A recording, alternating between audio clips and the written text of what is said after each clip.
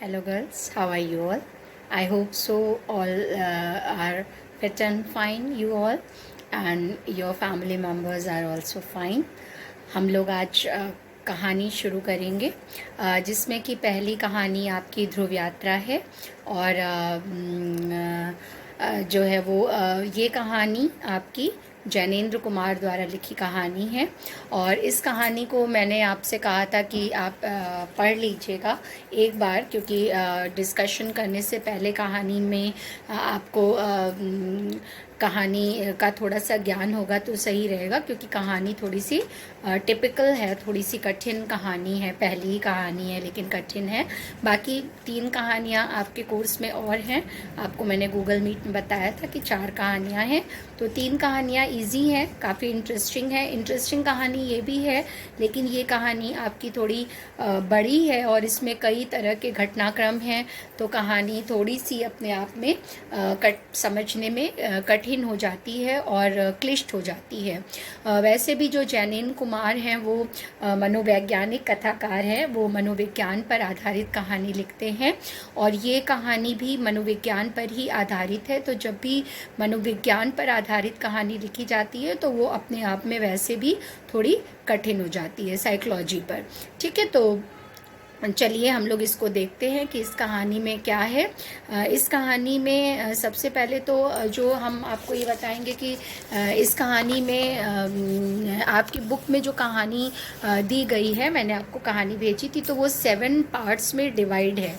कहानी कैसी है? कहानी 7 पार्ट्स में, 7 तरीकों में जो है, 7 भागों में विभाजित है। और मैं भी उन 7 भागों में विभाजित कहानी ही आपको उसी तरह से तोड़ करके थोड़ा सा उसका सारांश बताऊंगी और आपको पूरी कहानी समझाने की कोशिश करूंगी। एंड आई होप सो कि उसके बाद आप कहानी अच्छे से समझ जाएंगे। जनरली इस कहानी का बेटा जो है वो सारांश आता है एग्जामिनेशन में, सारांश लिखने को आता है, तो इसलिए आपको कहानी समझनी ज़रूरी है। चरित्र चित्रण भी आता है, चरित्र चित्रण, लेकिन सारांश ज़्यादातर इसमें पूछा जाता है, क्योंकि ये अभी नई कहानी जोड़ी गई है।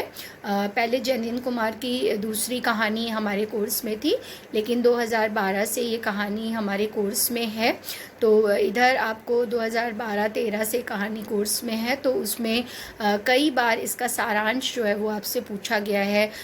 2012 में, 13 में, फिर 16, 17, 18, 19 सब में लगातार इसका सारांश ही 4-5 साल जो है वो लगातार पूछा गया है। तो चलिए हम लोग थोड़ा सा इसके बारे में चर्चा करते हैं। सबसे पहले तो आप ये जानिए कि ध्रुव यात्रा कहानी जो है वो जैनेंद्र कुमार के द्वारा लिखी हुई है, और जैनेंद्र कुमार जो हैं वो मनोवैज्ञानिक और मार्मिक कहानीकार कहे जाते हैं, जो कि मनोवैज्ञानिक कहानियाँ लिखते हैं, मनोविज्ञान पर आधारित लिखते हैं, और इनकी कहानियों में मार्मिकता बहुत ज़्यादा होती है।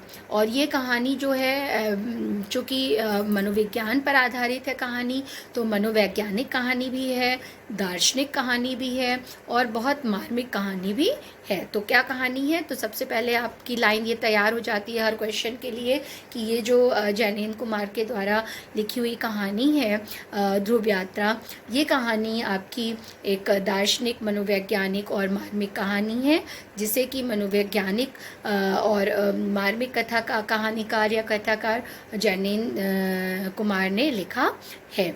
इसके बाद इस कहानी में जो है वो आप ये भी कह सकते हैं कि इस कहानी में दर्शन और मनोविज्ञान का अच्छा सामंजस्य स्थापित किया गया है, और मानवीय जो संवेदना है उसको यहाँ पर अभिव्यक्त किया गया है। मानवीय संवेदना को इस कहानी में अभिव्यक्त किया गया है। कहानी में जो प्रेम है उसको पवित्र बंधन माना गया है। इसमें आप जो देखते हैं राजा रिपुदमन और उर्मिला, ये 2 कलाकार हैं इसमें, राजा रिपुदमन और उर्मिला। कलाकार का मतलब यहाँ पर आपके नायक और नायिका से है। जो कहानी की नायिका हैं वो उर्मिला हैं, और जो कहानी के कथाकार हैं, कहानी के जो नायक हैं वो आपके रिपुदमन बहादुर उनका पूरा नाम है। तो रिपुदमन बहादुर और उर्मिला इसके नायक और नायिका हैं इस कहानी के, पहले आप ये समझिए।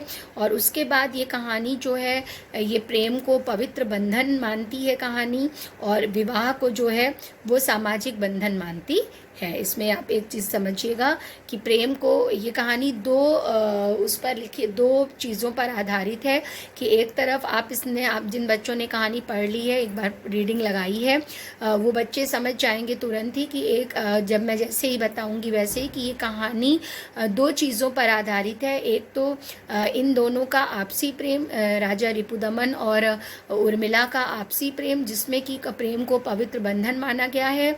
और दूसरा जो प्रेम की परिणति अक्सर लोग, अब तो सभी लोग, अक्सर लोग विवाह में करने लगे हैं। तो विवाह को जो है, विवाह जैसी जो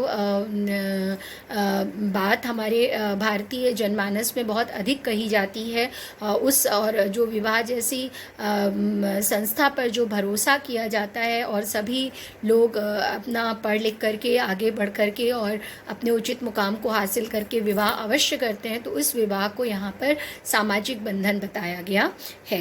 इसके बाद आप ये भी देखेंगे इस कहानी में कि लेखक के अनुसार यहाँ पर जो आपके जो वो हैं, लेखक जो हैं, उन्होंने इस कहानी में जो प्रेम है वो उसकी अपेक्षा, या जो व्यक्तिगत सुख हैं, जो व्यक्तिगत सुख हैं उनकी अपेक्षा जो सार्वभौमिक और अलौकिक सुख हैं उनको ज़्यादा श्रेष्ठ माना है। प्रेम के अलावा, प्रेम की जगह उन्होंने जो व्यक्तिगत सुख है, मतलब प्रेम तो व्यक्तिगत सुख ही है, उसकी अपेक्षा उन्होंने जो सार्वभौमिक सुख है, मतलब जिसमें सबकी खुशी है उसको, और दूसरा जो अलौकिक उपलब्धि है उसको श्रेष्ठ माना है।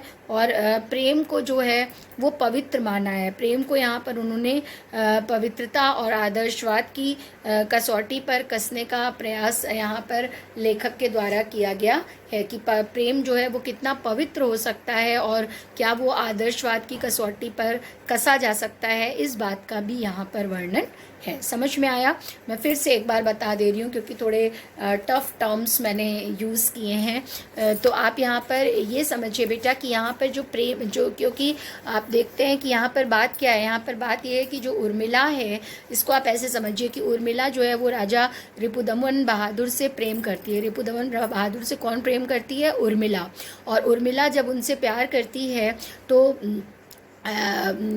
उनका भी विवाह नहीं हुआ है। स्टोरी में कहीं पर भी ये नहीं बताया गया कि उनका विवाह हुआ है, और चाहते हैं जो गुरु हैं उनके, और उर्मिला स्वयं भी चाहती है कि उनका विवाह हो जाए और राजा उनसे विवाह कर लें, और इस प्रेम को विवाह रूपी संस्था में या विवाह रूपी बंधन में बांध लें।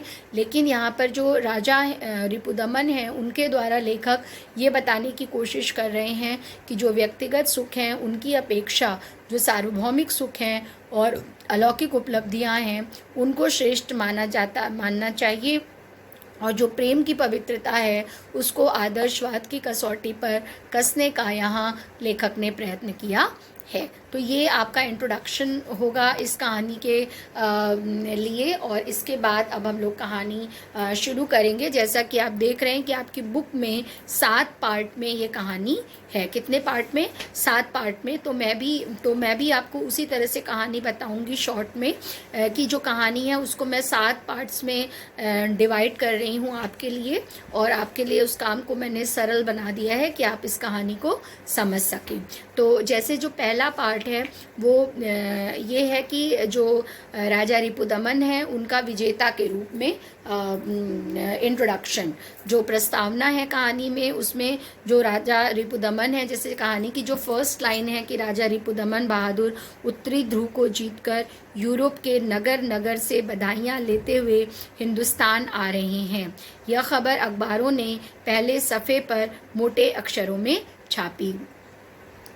उर्मिला ने खड़ी खबर पढ़ी और पास पालने में सोते शिशु का चुम्बन किया। तो आप 2 लाइनों से ही यहाँ पर देख रहे हैं कि जो राजा हैं रिपुदमन बहादुर, उनको विजेता के रूप में यहाँ पर बताया गया है। तो आप इस पैराग्राफ में जो बातें लिखी हुई हैं, पूरा तो मैं, क्योंकि कहानी काफ़ी लंबी, अगर मैं पढ़ूंगी तो 7-8 वीडियो बनाने पड़ेंगे मुझे इसी पर कहानी पर, तो मैं इसको आपको शॉर्ट में बताती हूँ जैसे आपको लिखना है, लेकिन आप एक बार ज़रूर पढ़ लीजिएगा।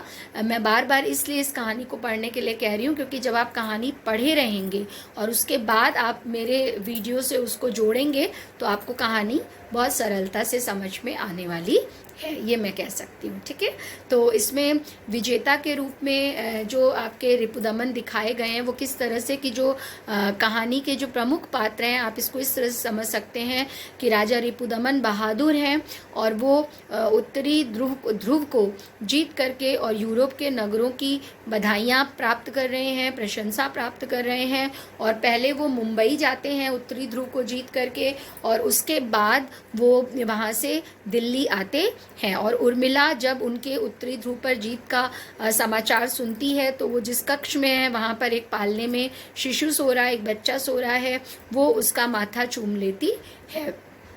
और उसकी पत्नी जो मतलब यहाँ पर जो उनकी प्रेमिका ही कही जाएगी, पत्नी तो नहीं है क्योंकि विवाह नहीं हुआ है, उनको ये समाचार जो है वो समाचार पत्रों से ज्ञात होता है और अन्य समाचारों से ज्ञात होता है। और लेकिन जो है वो एक चीज़ और भी है यहाँ पर दिखती समझ में आती है इस फर्स्ट पैराग्राफ को पढ़ करके कि जब वो रिपुदमन बहादुर जो हैं राजा हैं, वो अपना उत्तरी ध्रुव को जीत कर आ रहे हैं और उनकी खबर इस जीत की न्यूज़पेपर में जब पढ़ती है उर्मिला, तो वो पढ़ती ज़रूर है लेकिन वो इस समाचार के प्रति कोई भी व्याकुलता या जिज्ञासा प्रकट नहीं करती है। जैसे कि वो अगर ये है आपकी उनकी प्रेयसी है तो उसे बहुत उत्सुकता होनी चाहिए कि किस प्रकार से उन्होंने उत्तरी ध्रुव को जीता और क्या, लेकिन इस प्रकार की कोई भी जिज्ञासा वो प्रकट नहीं करती है। आपकी बुक में 2 पैराग्राफ्स के बाद 3 पैराग्राफ्स के बाद लिखा है कि उर्मिला ने पढ़ा और पढ़कर अखबार अलग रख दिया। तो इससे लगता है कि वो कोई भी जिज्ञासा प्रकट नहीं कर रही है या उसको उत्सुकता इसकी नहीं है। ठीक है, तो फर्स्ट आपकी जो लाइन होती है, जो फर्स्ट कहानी का पार्ट है, वो आपका ये है कि विजेता के रूप में राजा रिपुदमन बहादुर को यहाँ पर दिखाया गया है। फिर सेकंड पार्ट में हम देखते हैं कि राजा रिपुदमन की उर्मिला से मुलाकात होती है। राजा रिपुदमन जो हैं वो उर्मिला से मुलाकात करते हैं और उनकी रिपुदमन की उर्मिला से मुलाकात होती है। तो वो किस प्रकार से होती है कि राजा इसमें सेकंड पार्ट में ये बताया गया है कि जो राजा रिपुदमन हैं और जो उर्मिला हैं उनका प्रेम बहुत पहले से था, लेकिन दोनों का जो परस्पर विवाह है वो नहीं हुआ है, वो इस कहानी में स्पष्ट होता है। कहीं कहीं पर लगता है कि विवाह हुआ है और कहीं कहीं पर इस सेकंड पार्ट में लगता है कि विवाह नहीं हुआ है। तो आप इसमें ये लिखेंगे कि जो राजा रिपुदमन है, सेकंड पार्ट को जो आप शुरू करेंगे सेकंड पैराग्राफ कहानी के सारांश में, तो उसमें बेटा आप बताएंगे कि राजा रिपुदमन और उर्मिला का जो प्रेम संबंध है वो बहुत पहले से था, लेकिन दोनों का परस्पर विवाह जो है वो स्पष्ट नहीं होता है। क्यों? क्योंकि राजा रिपुदमन जो हैं वो विवाह को एक बंधन मानते हैं। राजा रिपुदमन जो हैं वो विवाह को एक बंधन मानते हैं, लेकिन जो उनका प्रेम है उसको वो सत्य मानते हैं, प्रेम को वो सत्य मानते हैं और विवाह को वो एक बंधन मानते हैं। फिर वो अपने मानस के अनुसार, मतलब अपने मन में वो जो फैसला करते हैं उसके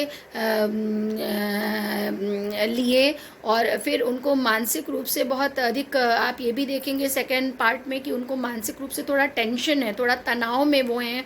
तो इस तनाव से बाहर आने के लिए वो अपने चित्त का, मानस का उपचार कराने के लिए आचार्य मारुति इसमें जो हैं वो तीसरे कैरेक्टर के रूप में आते हैं। उन आचार्य मारुति से जो है वो मिलते हैं क्योंकि उन्हें नींद कम आती है और मन को नियंत्रण में रखने में उनको असुविधा होती है। ठीक है, तो मैं इसको एक बार फिर से बता रही हूँ आपको कि सेकंड पार्ट में आप क्या लिखेंगे कि जो राजा रिपुदमन बहादुर हैं और उर्मिला हैं, उनके प्रेम संबंध के बारे में बताया गया है कि राजा रिपुदमन बहादुर और उर्मिला का जो प्रेम संबंध है वो बहुत पहले से था, लेकिन दोनों का जो विवाह है वो कब हुआ इसका कुछ स्पष्ट संकेत यहाँ पर नहीं मिलता है। दोनों का जो विवाह है वो कब हुआ इसका कुछ स्पष्ट संकेत यहाँ पर नहीं मिलता है। और राजा रिपुदमन जो हैं वो विवाह को एक बंधन मानते हैं, लेकिन प्रेम को वो सच मानते हैं। ऐसा नहीं है कि वो प्रेम को सच नहीं मानते हैं, बल्कि प्रेम पर उनका अटूट विश्वास है। और वो चूँकि उनको रात में नींद नहीं आती है और उनके मन को भी वो अपने मन को भी नियंत्रण में नहीं रख पाते हैं, तो इसलिए वो अपने मानस के उपचार के लिए यहाँ पर आप देखेंगे कि आचार्य मारुति से मिलते हैं। ठीक है, जैसे वो बातें कहते हैं कि मारुति और गौर से रिपुदमन को देखते रहे, बोले तो हिंदुस्तान ना आना ज़रूरी था, नहाँ आना किसी भी तरह ज़रूरी न था। जब वो पूछते हैं तो हिंदुस्तान ना आना ज़रूरी था, तो वो कहता है कि हाँ, रिपुदमन कहता है कि हाँ, आना किसी भी तरह ज़रूरी ना था। क्यों? हिंदुस्तान तो घर है, पर क्या मेरा घर तो ध्रुव भी हो सकता है। तो आचार्य ने ध्यानपूर्वक रिपुदमन को देखते हुए कुछ हंसकर कहा, यानी हिंदुस्तान को छोड़कर कोई और घर हो सकता है? तो राजा रिपुदमन ने उत्साह से कहा, लेकिन क्यों कोई घर हो और मेरे जैसे आदमी के लिए। तो एक तरह से यहाँ पर वो क्या कहना चाहते हैं, उनके दिमाग में क्या है, ये बहुत क्लियर नहीं होता है। और दूसरा यहाँ पर जैसे ये जो पैराग्राफ आपका दिया है जिसमें आचार्य हंसकर बोले, लेकिन आप तो स्वस्थ ही हैं, मैं आत्मा को मानता और शरीर को जानता हूँ। शरीर आत्मा का यंत्र है, यंत्र आपका साबित है निरोग है, सब अवश्य ठीक है। ठीक है, किंतु लेकिन कृपया कल सवेरे आप यहाँ के यंत्र मंदिर में भी हो आएँ, सेक्रेटरी सब बता देंगे।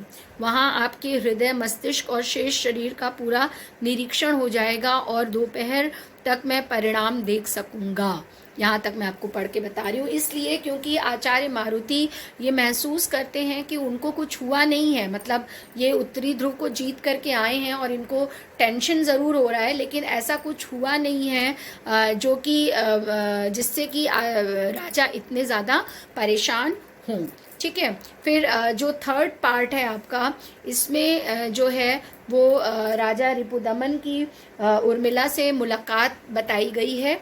और इसमें ये दिखाया गया है कि जो आचार्य, इसमें आप सेकंड पार्ट में एक लाइन ये भी जो मैंने आपको पढ़ के बताया, ये इसमें आप ये भी बेटा लिखेंगे कि जो आचार्य मारुति हैं वो अपनी बातों से राजा को शारीरिक और मानसिक रूप से स्वस्थ बताते हैं। ये आपका सेकंड पार्ट होगा, जिसमें कि राजा रिपुदमन और उर्मिला के प्रेम संबंध के बारे में बताया गया है। फिर जो थर्ड पार्ट है उसमें राजा रिपुदमन की उर्मिला से मुलाकात होती है, और उस मुलाकात के बारे में मैंने शायद आपको स्टार्टिंग में बोल दिया था कि सेकंड पार्ट में मुलाकात है। सॉरी, सेकंड पार्ट में मुलाकात नहीं है, थर्ड पार्ट में मुलाकात है। सेकंड पार्ट में राजा रिपुदमन का आचार्य मारुति से मुलाकात का वर्णन है। ठीक है, समझ में आ गया? यहाँ पर ये मिस्टेक आप सही कर लीजिएगा कि सेकंड पार्ट में राजा रिपुदमन का आचार्य मारुति से जो है वो मुलाकात बताई गई है, और थर्ड पार्ट में राजा रिपुदमन की उर्मिला से मुलाकात होती है। फिर इसमें जो मुलाकात होती है उसमें ये आप देखेंगे कि विवाह संबंध बहुत अधिक स्पष्ट नहीं है, लेकिन फिर भी विवाह संबंध स्पष्ट ना होने पर भी जो प्रेम संबंध हैं उनके कारण राजा रिपुदमन और उर्मिला की एक संतान भी इसमें दिखाई गई है। और चूँकि उनके प्रेम संबंध हैं इसलिए, और उर्मिला राजा से मिलने और अपने बच्चे के साथ जो है वो इसमें ये बताया गया है आपको कि राजा वो यहाँ पर एक सिनेमा हॉल में आती है उर्मिला, और वो राजा रिपुदमन से मुलाकात करती है, और उर्मिला राजा से मिलने के लिए अपने बच्चे के साथ आती है, और दोनों आपस में चर्चा करते हैं और अपने संतान का नामकरण भी करते है, अपनी संतान का नामकरण भी उर्मिला इसमें करती है। और फिर घूमते घूमते ये दोनों जो हैं वो, जैसे इसमें आपने बोला ना 2 क्वीन, उसके जाने पर कहा लाओ मुझे दो ना, क्या नाम है? उर्मिला ने मुस्कुरा कर कहा नाम अब तुम दो। तो लो, आदित्य प्रसन्न बहादुर खूब है, बड़े आदमी बड़ा नाम चाहते हैं, मैं तो मधु कहती हूँ, तो यह भी ठीक है, माघवेंद्र बहादुर खूब है। ठीक है, ये 2 बात यहाँ पर कहते हैं। तो वो 2 लोग क्या करते हैं, वो लोग जो हैं उसका नाम रखते हैं। और जब नाम रखते हैं तो राजा उर्मिला जो है वो राजा से के इस बात से खुश होती है, लेकिन अपनी भी बात बताती है कि मैं तो इसका नाम जो है वो मधु बुलाती हूँ।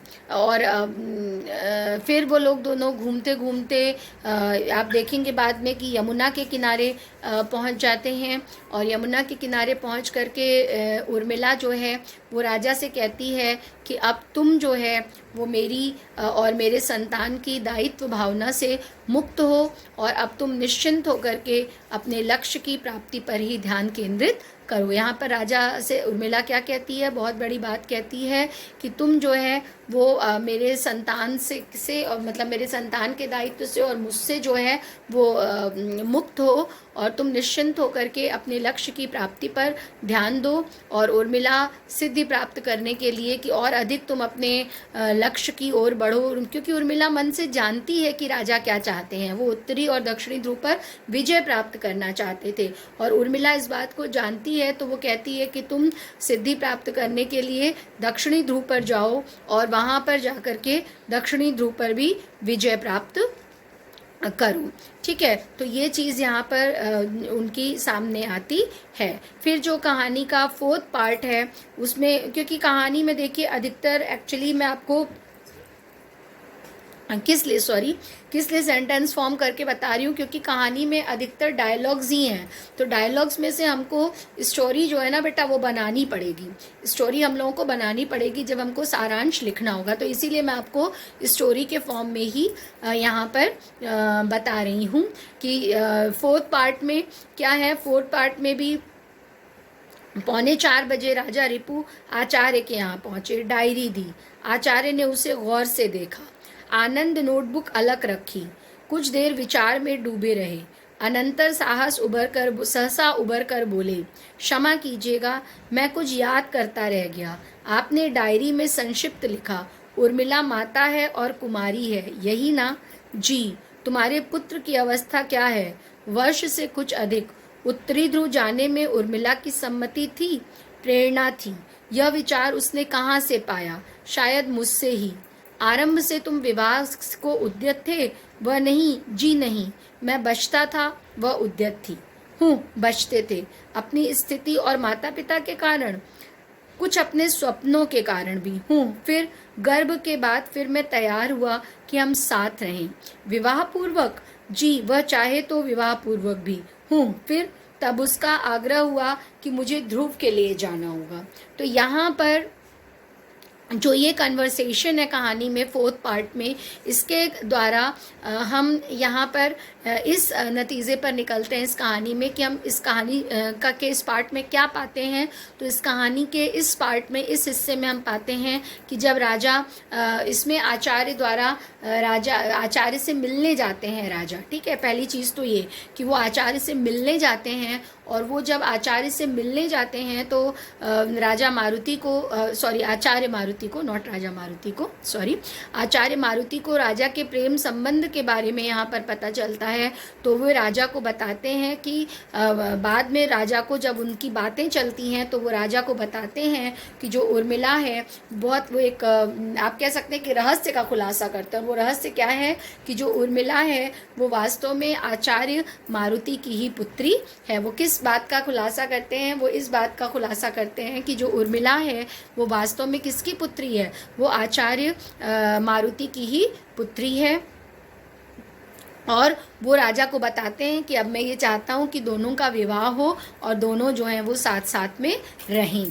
ठीक है, और अपने आचार्य पिता की बातें उर्मिला जो है वो नहीं मानती है, और उनका अंत समय जो है आने पर वो उनका अनुरोध भी आगे पिता और बेटी की भी बात हुई है, तो जब उनका अंत समय आता है तो वो उनका अनुरोध स्वीकार नहीं करती है और फिर अपने पिता को भी वो भूल जाना चाहती है। एक बार फिर से बता रहे हैं कि आचार्य मारुति इससे जब राजा मुलाकात करते हैं, राजा जब आचार्य मारुति से मुलाकात करते हैं तो राजा को पता चलता है कि उर्मिला जो है वो आचार्य मारुति की ही पुत्री है और दोनों वो चाहते हैं कि दोनों विवाह कर लें और साथ साथ रहें, लेकिन अपने जो आचार्य पिता हैं उनकी बातें उर्मिला नहीं मानती है और उनका अंत समय आने पर भी वो उनका अनुरोध स्वीकार नहीं करती है और अपने पिता को भूल जाना चाहती है। वो अपने पिता को भूल जाना चाहती है। और फिर 5th पार्ट में हम लोग देखते हैं कि उर्मिला का दृढ़ संकल्प होता है कि रिपुदमन को झुकना पड़ता है, और क्योंकि राजा रिपुदमन को ये विश्वास हो जाता है कि उर्मिला अपने दृढ़ संकल्प से, दृढ़ निश्चय से विचलित होने वाली स्त्री नहीं है, और वो पूछते हैं कि उन्हें कब जाना है, तो उर्मिला उसका उत्तर देती है कि जब हवाई जहाज़ मिल जाए, और राजा जो हैं वो तुरंत शटलैंड के लिए जहाज़ बुक करने की तैयारी करने लगते हैं। तो 5th पार्ट में हम क्या देखते हैं? 5th पार्ट में हम देखते हैं कि उर्मिला का दृढ़ संकल्प राजा देखते हैं और उनको उनके सामने झुकना पड़ता है। और किस प्रकार का दृढ़ संकल्प कि वो उनको उनके रास्ते में नहीं आना चाहती है और उनको दक्षिणी ध्रुव का विजेता देखना चाहती है, क्योंकि वास्तव में राजा पहले से ये चाहते थे। ये यहाँ पर छुपा हुआ, ये बात यहाँ पर छुपी हुई है कि राजा पहले से चाहते थे। तो राजा को जब ये विश्वास हो जाता है कि उर्मिला मेरी बात नहीं मानेगी, तो वो पूछते हैं कि उन्हें कब जाना है, तो उर्मिला उनको उत्तर देती है कि जब हवाई जहाज़ मिल जाए तब उनको जाना है। तो राजा तुरंत शटलैंड के लिए जहाज़ बुक कर जाने की तैयारी करते हैं। ठीक है। फिर 5th पार्ट में आप देखेंगे, ये आपका 5th पार्ट है, सॉरी ये आपका 5th पार्ट है। फिर 6th पार्ट में आप क्या देखेंगे? 6th पार्ट आपका बेटा शुरू हुआ है यहाँ से कि रिपुदमन ने कहा आचार्य से तुम मिली थी, अब मुझे क्या करना है? करना क्या है राजा? तुम्हें जाना है, मुझे भेजना है। कहाँ जाना है? दक्षिणी ध्रुव। नहीं, हाँ, नहीं तो उत्तर के बाद कहीं तुम दक्षिण के लिए शेष ना रहो। दक्षिण के बाद फिर किसी के लिए शेष बचने की बात नहीं रह जाएगी ना। तो यहाँ पर ये बात, यहाँ पर इन बातों से हमको ये पता चलता है कि यहाँ पर रिपुदमन की दक्षिणी ध्रुव जाने की तैयारी है। 6 पार्ट में हम लोग देखते हैं कि राजा रिपुदमन की जो है वो दक्षिणी ध्रुव जाने की तैयारी इसमें है 6 पार्ट में। और इस समाचार से संसार के जितने भी समाचार पत्र हैं उन सब में धूम मची हुई है। और जो है वो 6th और 7th पार्ट में आपको मिला के बता रही हूँ कि इस समाचार से वहाँ पर धूम मची हुई है और लोगों की उत्सुकता का ठिकाना नहीं था। राजा के जाने की अंतिम संध्या आ चुकी थी यहाँ पर, और राष्ट्रपति की ओर से राजा के स्वागत में भोज का आयोजन किया गया था, और एक से बढ़कर एक सभी सम्मानित और प्रतिष्ठित लोग वहाँ पर आए हुए थे।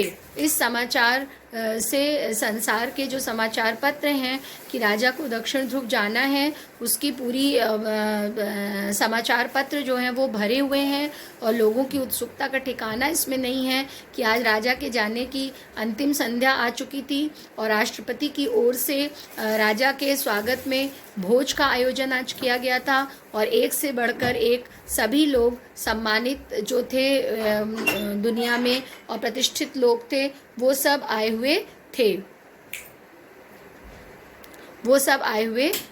और राजा फिर 7वें में आपको पता चलता है कि 7वें में फिर सब लोग राजा के इसमें राजा रिपुदमन के स्वागत की जब तैयारी, राजा रिपुदमन के जब स्वागत की तैयारी करते हैं और उनके आत्महत्या का समाचार जो हैं वो उनको देते, मतलब अचानक से ऐसा होता है कि अचानक से 7th पार्ट में हम देखते हैं कि एक तरफ कहाँ उनके जाने की धूम मची हुई थी, और अचानक से जो है वो इस खुशी के वातावरण में तीसरे दिन जब राजा को जाना था तो उर्मिला अचानक से ये पत्र प्राप्त करती हैं कि जो राजा रिपुदमन थे वो खून से भरे हुए पाए गए और गोली का कनपटी के आर पार निशान है। अचानक से 7th पार्ट में हम क्या देखते हैं कि जब दुनिया में के समाचार पत्र जो हैं वो राजा के जाने की खबर से भरे हुए हैं, तो इस खुशी के वातावरण में ही उर्मिला को ये समाचार मिलता है तीसरे दिन कि जो राजा हैं वो रिपुदमन वो प्रातःकाल खून से भरे हुए पाए गए और गोली का कनपटी के आर पार निशान है। और फिर इसमें लास्ट में आपको ये भी पता चलता है कि इसमें जो है वो राजा के कक्ष में जो है वो ये थोड़ा सा त्रासदीपूर्ण रहता है माहौल, जब राजा के कक्ष में तकिए के नीचे उनका पत्र मिलता है और उस पत्र में लिखा है कि दक्षिणी ध्रुव जाने में उनकी कोई रुचि नहीं थी, फिर भी वे जाना चाहते थे क्योंकि इस बार उन्हें वापस नहीं लौटना था। तो क्या कहते हैं इसमें कि दक्षिणी ध्रुव जाने में उनकी कोई रुचि नहीं थी। उनका जो पत्र मिलता है उसमें ये रहता है, लेकिन फिर भी वो जाना चाहते थे क्योंकि इस बार उन्हें वापस नहीं लौटना था। और लोगों ने इसे मेरा पराक्रम समझा, लेकिन यह छलावा है क्योंकि इसका श्रेय मुझे नहीं मिलना चाहिए और ध्रुव जाने पर भी मैं नहीं बचता। अगर मैं दक्षिणी ध्रुव में जाता तो भी मैं नहीं बचता या फिर नहीं लौटता, और आत्महत्या अगर मैं करता हूँ तो उसके बाद भी मैं नहीं लौटूंगा और मैं अपने पूरे होशो हवास में अपना जीवन जो है उसे समाप्त करके किसी की परिपूर्णता में काम आ रहा हूँ और भगवान मेरे प्रिय के लिए मेरी आत्मा की रक्षा करें। ये यहाँ पर एक शॉकिंग पत्र मिलता है और राजा की मृत्यु का जो है वो एक शॉकिंग समाचार जो है वो एक परेशान कर देने वाला समाचार उर्मिला को मिलता है। तो यही बेटा इस कहानी में पूरा है। तो देखिए मैंने कोशिश की है कि आपको ये कहानी अच्छे से समझा सकूं, क्योंकि थोड़ी सी मनोविज्ञान पर लिखी हुई कहानी है ना, तो जो कहानी है आपकी एक तो वो केवल डायलॉग्स में लिखी है, तो इसलिए भी कहानी थोड़ी सी कठिन हो जा रही है। और दूसरा फिर डिफरेंट पार्ट्स में लिखी है, लेकिन मैंने कोशिश की है कि मैं सारे पार्ट्स को आपको अच्छे से क्लियर कर दूं। एक बार फिर से मैं रिकैप ले रही हूँ कि इसमें एक तो मार्मिक और मनोवैज्ञानिक कहानी है, फिर दूसरा जो पहला पार्ट है उसमें वो विजेता के रूप में राजा रिपुदमन बहादुर को दिखाया गया है। फिर इसके बाद आपका जो दूसरा पार्ट है उसमें राजा रिपुदमन बहादुर और उर्मिला के प्रेम संबंध के बारे में बताया है। फिर तीसरे पार्ट में राजा रिपुदमन की उर्मिला से मुलाकात के बारे में आपको बताया गया है। फिर जो चौथा पार्ट है इसमें, उस चौथे पार्ट में आपको आचार्य द्वारा राजा के लिए राजा को विवाह के लिए दबाव डालने की बात करी गई है। फिर पांचवें पार्ट में उर्मिला का जो दृढ़ संकल्प है उसके सामने राजा रिपुदमन को झुकना पड़ता है, उसकी बात करी गई है। फिर रिपुदमन की दक्षिणी ध्रुव दाने की जो तैयारी है 6th पार्ट में उसकी बात करी गई है, राजा रिपुदमन की दक्षिणी ध्रुव में जाने की तैयारी की। और फिर 7वें पार्ट में और लास्ट पार्ट में आपको राजा रिपुदमन की आत्महत्या का समाचार मिलता है, जिसमें कि उनके द्वारा आत्महत्या से पहला लिखा हुआ पत्र भी मिलता है। तो ये कहानी मैंने आपको बता दी है और इस कहानी को अब इस वीडियो को देख करके आप एक बार ये कहानी फिर से पढ़िएगा। वो लोग तो पढ़ेंगे ही जिन्होंने कहानी को नहीं पढ़ा था, लेकिन जिन्होंने कहानी को पढ़ा था वो फिर से एक बार और ये वीडियो देखिए और अब कहानी को पढ़िए, तो आपको कम से कम कहानी इतनी समझ में आ जाएगी कि अगर आपको एग्जामिनेशन में कहानी लिखनी है तो आप कैसे लिख सकते हैं। एक वीडियो मैं इसका और आपको भेजूंगी जिसमें कि मैं इसके क्वेश्चंस को डिस्कस करूंगी कि किस तरह के क्वेश्चंस जो हैं वो कहानी पर आते हैं, आपको पता है, लेकिन इस कहानी में किस तरह के क्वेश्चंस बन सकते हैं और उनका रिप्लाई कैसे होगा, उनका आंसर आप कैसे देंगे, ये मैं आपको बताऊंगी। ठीक है, तो तब तक के लिए